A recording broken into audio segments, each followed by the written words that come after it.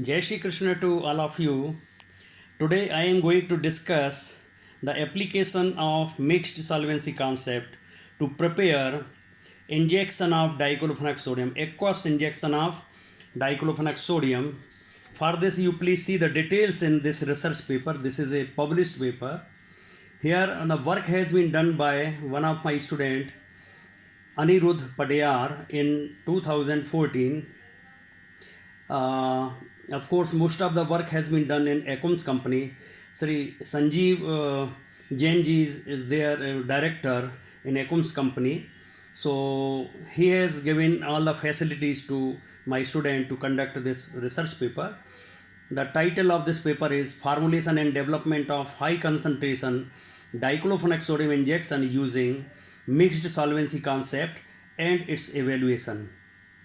So Padiyar A, Maheshwari R.K. and Jain S, they are the authors of this paper, and the name of the journal is International Journal of Advanced Pharmaceutics, year 2016, volume 6, issue number 2, pages 78 to 84. So this is the reference of this published paper. Now various studies which have been done here in this project, in this research work, in this published paper, you please find. So TLC studies have been done to see. Let me first explain what has been done here in this. Anirudh Padiyar has developed an aqueous injection of diclofenac sodium having concentration of 75 milligram per ml. The solubility of diclofenac sodium in water is about 25 milligram per ml, but this 3 times enhancement in solubility was done using the solvent character of solid solubilizers. Of course, as in mixed solvency concept, each and everything has got solubilizing power. So particularly the solubilizing power of the solids, means in the form of additives, they have been employed for solubility enhancement of diclofenac sodium in distilled water. Whatever the studies have been done is in this paper, please see the details in the research paper. It is a very long research paper. TLC studies have been done to check whether diclofenac sodium forms some new compound with the used solid solubilizers. So there was no interaction found. Freeze-thaw studies were done for physical stability testing of the injection prepared. pH stability study, pH stability studies were performed. Osmolarity studies were conducted.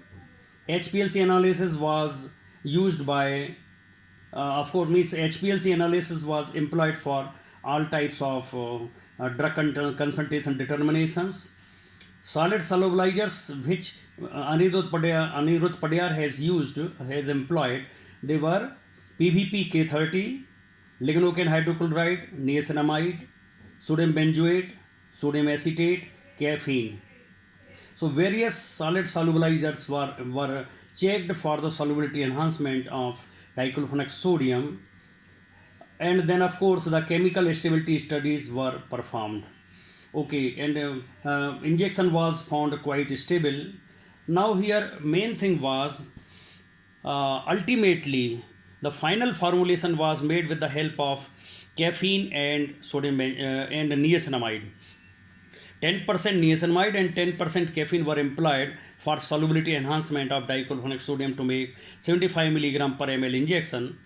Now, one thing I would like to explain you, that caffeine has got limited solubility in water, about 2% or 2.5% solubility of caffeine is there in water. You cannot make its a 10% solution, okay, ordinarily, but what has been done is that niacinamide has been used to increase the solubility of caffeine. So because of the presence of 10% niacinamide, 10% caffeine has gone in the solution, and now these two solid solubilizers have increased the solubility of diclofenac sodium in water. Now here in IIG, inactive ingredient guide, the limit of caffeine and niacinamide, they both are small, means in 10% they means 10% caffeine and 10% niacinamide cannot be implied.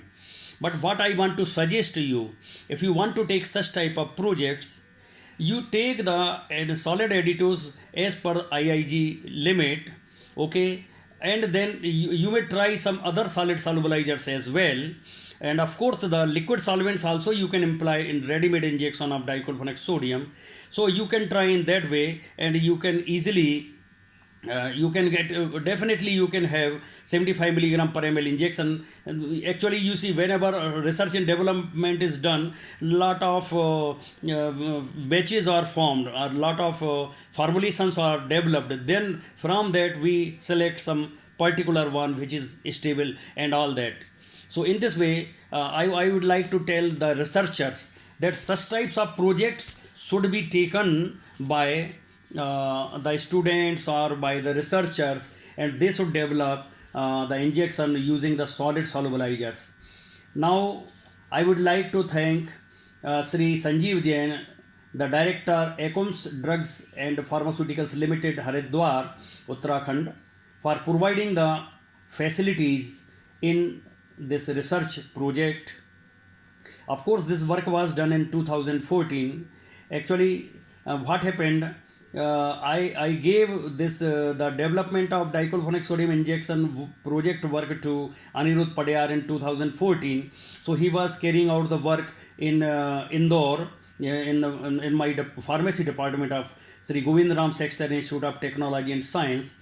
Then what happened in IPC conference? He went Delhi, and there what means there was interview taken by Sanjeev Jain ji of Acoms company. So Anirudh Padiyar went to attend the interview. In interview, Jain Saab got some good information about the mixed solvency concept, and he has given, you may say, he told Anirudh Padiyar to work there at Haridwar. So he gave all the facilities, and of course the injection could also be developed. But only thing was there were large concentrations of caffeine and niacinamide. But ultimately we can find that there are solid solubilizers. You can employ other solid solubilizers as well, together with the liquid solvents, and then in that way, by mixed solvency concept, you can develop aqueous injections of poorly water soluble drugs. For, of course, in addition to this research paper, please see RKM lecture series 1, 12, 15, 20 and 22. If you have any questions, please ask.